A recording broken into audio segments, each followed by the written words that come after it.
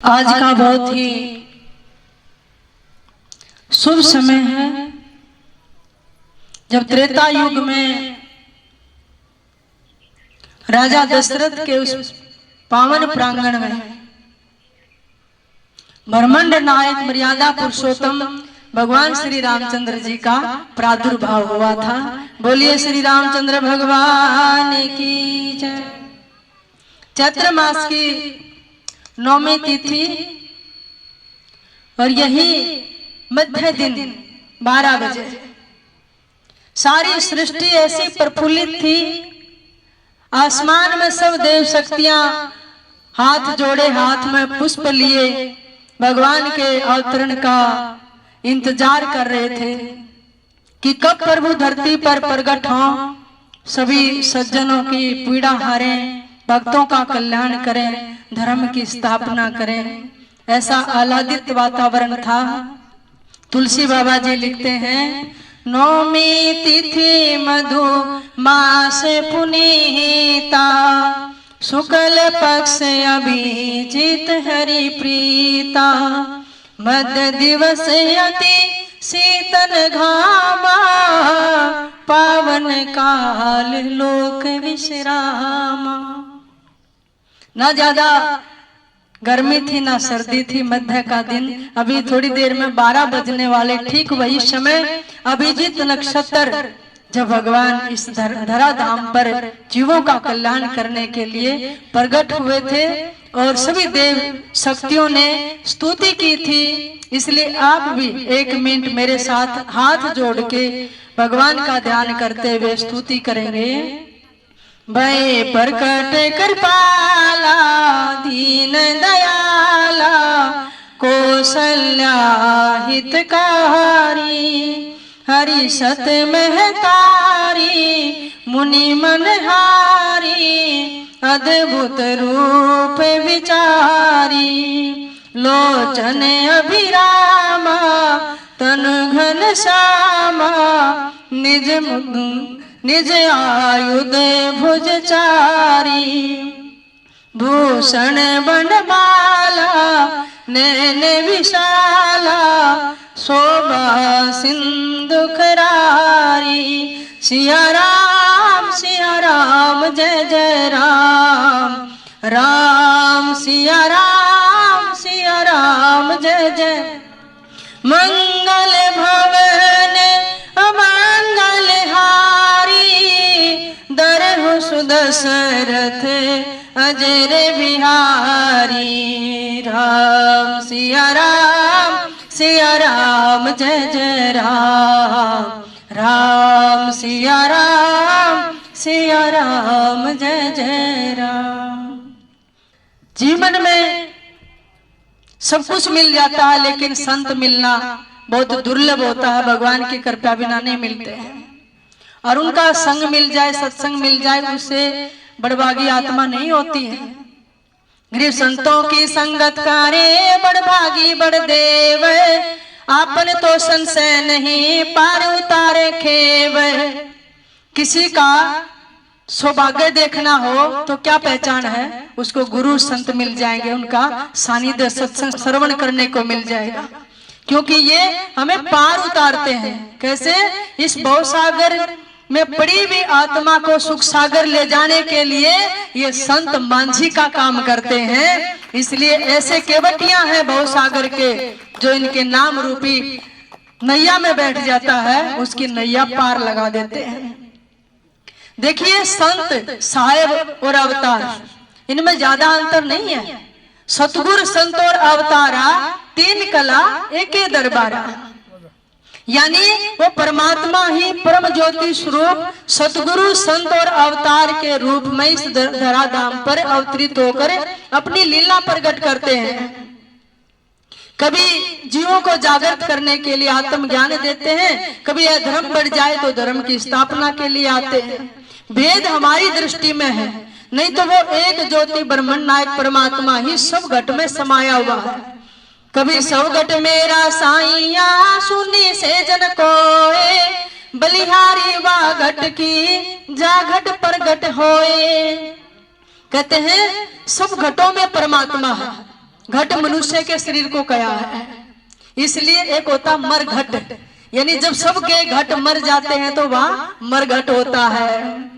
लेकिन इस शरीर के रहते किसी संत की कृपा से युक्ति समझकर उस परमात्मा को अपने भीतर प्रकट कर ले, वो उसको हम परमात्मा स्वरूप ही कहने लग जाते हैं, उसको भगवान कहते हैं। वो साहिब रूप है, जैसे कबीर साहब, दादू साहब, नानक साहब, कृष्ण भगवान, भगवान राम, वो परम ज्ञानी महापुरुष हैं, तो हम उनको भगवान मान के उनकी पूजा करते हैं, क्योंकि उनमें प्रकट हो चुके हैं। तो अंतर नहीं होता है, अंतर हमारी दृष्टि में होता है। तुलसी बाबा जब काशी के बनारस के 80 घाट पर बैठकर रामचरितमानस की रचना कर रहे थे, और आपको पता, आपने रामायण पढ़ी होगी, किस दिन शुरुआत की थी रामचरितमानस की?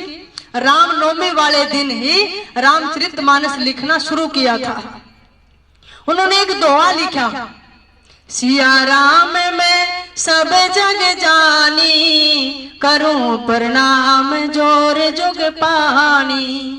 इसका मतलब है सारे जग में वो परमात्मा ही समाया हुआ है, इसलिए हाथ जोड़कर प्रणाम कर लेना चाहिए। और भारत की परंपरा देखी है, उगते हुए सूरज को प्रणाम, भगवान स्वरूप, धरती माँ को प्रणाम, नदियों को, वृक्षों को, हमने सबको प्रणाम किया। हमारी दृष्टि ऋषियों ने ऐसी दी कि सब में भगवान समाया, सबको प्रणाम करो। वो लिख के दोहा उस दिन, और अपने घर विश्राम करने के लिए चले। रास्ते में एक बालक आया, उसने कहा, बाबा इस रास्ते से मत जाओ, जंगल पड़ता है और एक भयंकर बैल रहता है जो लोगों को मार डालता है, अब दूसरे रास्ते जाओ।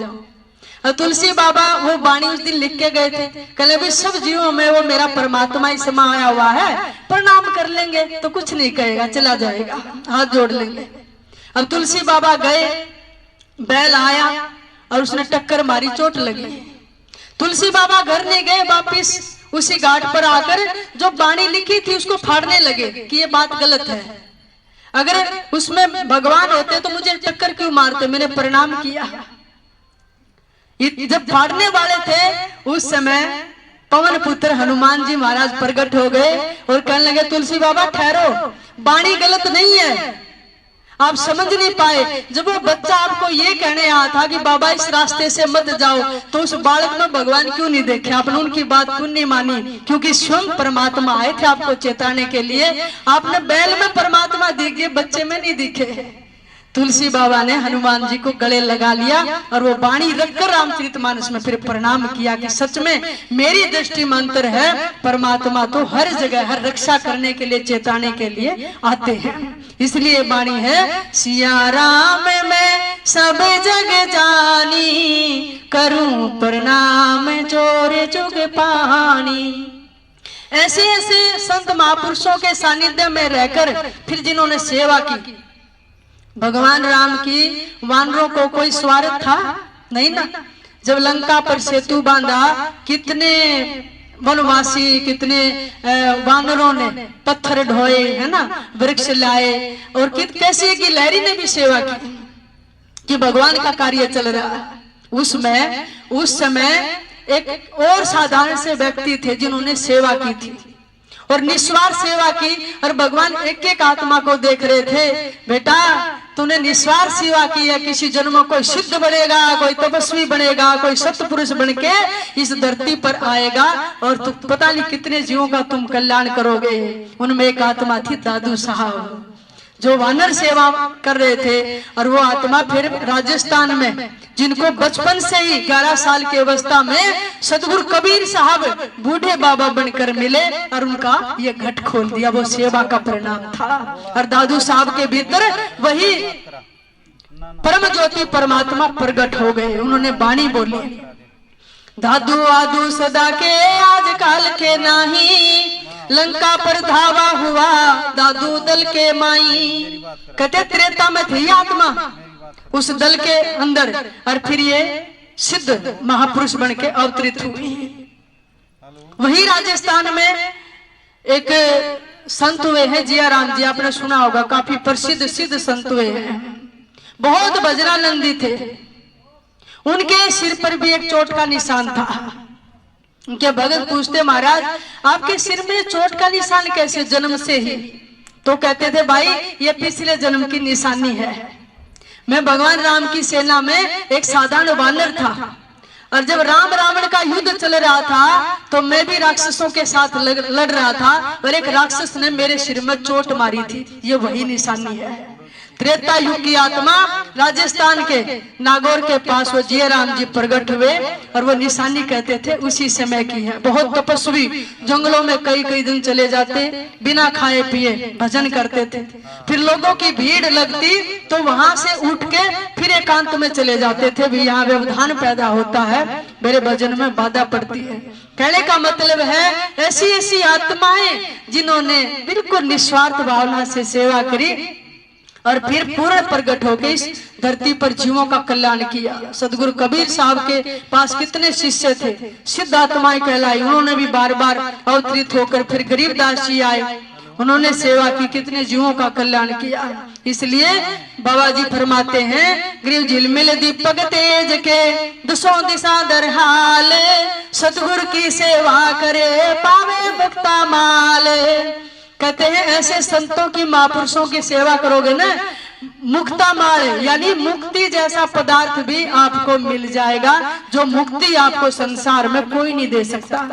जब कोई आदमी गुजर जाए तो आप कहते मुक्ति होगी, कौन कहता अभी मुक्ति होगी? हो सकता वापिस भी आएगा, स्वर्ग में जाएगा, नरक में जाएगा, किस योनि में जाएगा, वो तो हिसाब किताब सब धर्मराज के पास है। लेकिन जीवित मुक्ति उसकी होती जो भजन करता। जीवन मुक्ता शोक हो आशा तृष्णा खंड और मन के जीते जीत है। भाई क्यों भरमे ब्रह्मंड? जब हमारी आशाएं तृष्णाएं खत्म हो जाती हैं और वो व्यक्ति फिर जीवन मुक्त हो जाता है, किसी न किसी ब्रह्मज्ञानी संत की कृपा का पात्र हो जाता है। इसलिए सतगुरु संत और अवतारा तीन कला एक के दरबारा, यानी अंतर नहीं है। वही शक्ति ब्रह्मांडों में बार बार प्रकट होकर हम जीवों का उद्धार करती है। लेकिन कैसे प्रकट होते हैं? हरि व्यापक सर्वत्र समाना, प्रेम से प्रकट होई मैं जाना। परमात्मा प्रेम से प्रकट होते हैं और जो प्रेम से पुकारता है उसके जीवन में प्रकट हो जाते हैं। तो पहले आपके घट में ही प्रकट होंगे परमात्मा, फिर ब्रह्मांड में आपको वही ज्योति का दर्शन होगा। और किस किसने सेवा की, कैसे प्रेम से पाया, किसको मिले हैं राम? राम नहीं मोहताज किसी के झंडों के, सन्यासी दुर्वेश और पंडों के। राम नहीं मिलते हैं ईंटों और गारा में, राम मिलेंगे निर्धन की आंसुओं की धारा में। राम मिले हैं वचन निभाती आयु को, राम मिले हैं घायल पड़े जटायु को।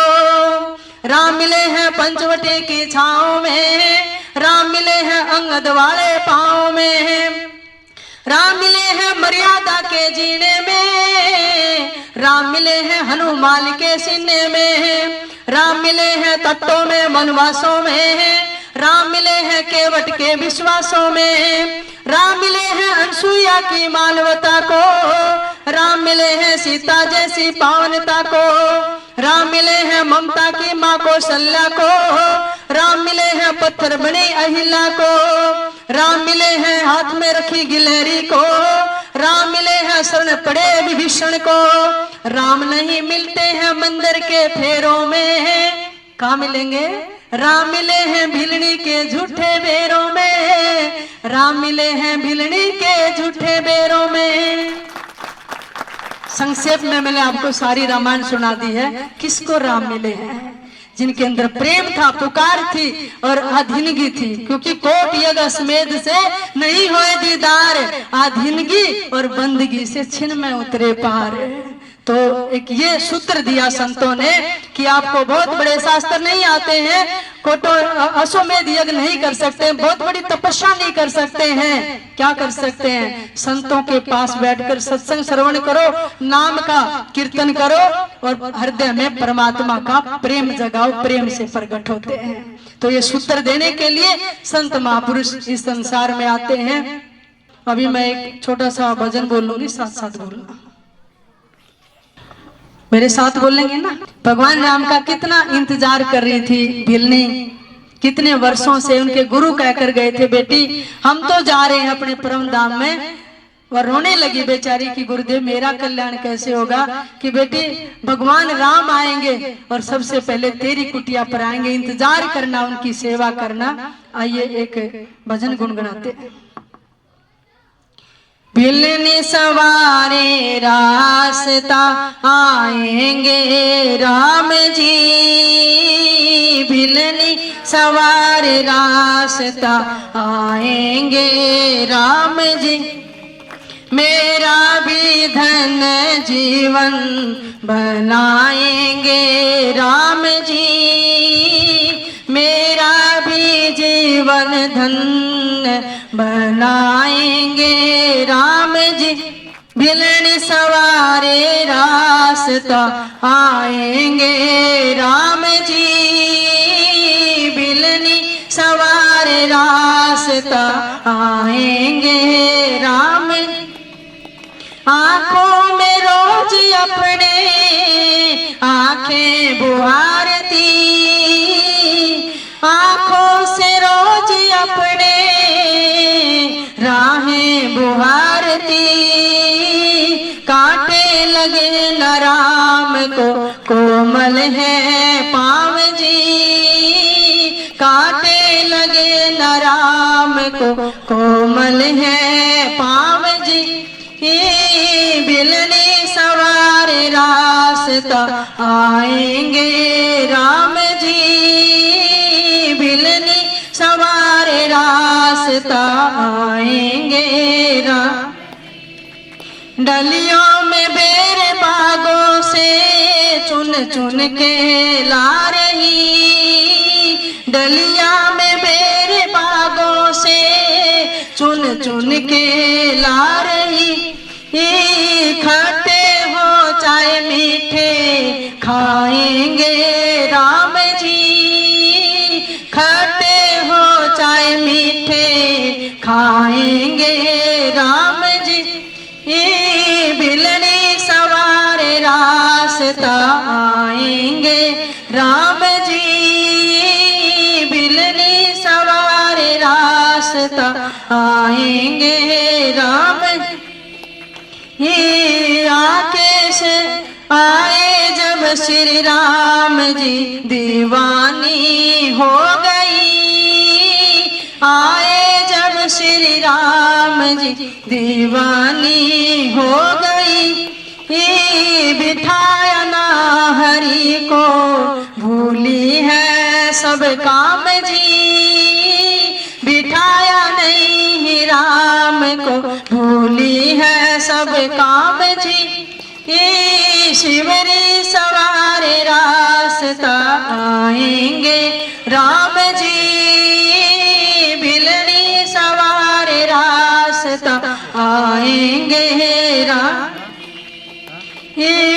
आए श्री राम तो चरणों में गिर पड़ी, आए श्री राम जी तो चरणों में गिर पड़ी, आंसुओं से पाँव धो रही उठाए राम जी, आंसुओं से चरण धो रही उठाए राम जी, भिलनी सवारे रास्ता आएंगे राम जी, भिलनी सवारे रास्ता आएंगे।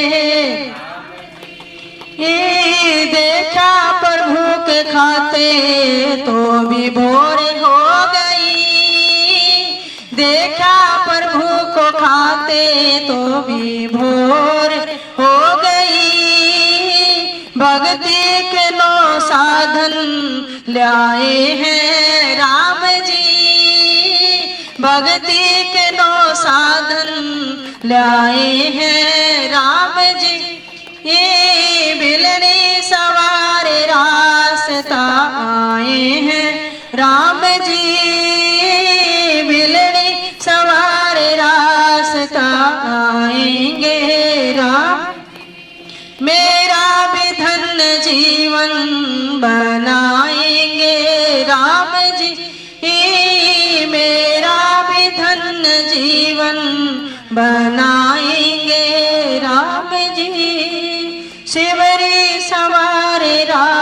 सीता आएंगे राम जी। बोलिए सदगुरुदेव भगवान की जय। ओम शांति।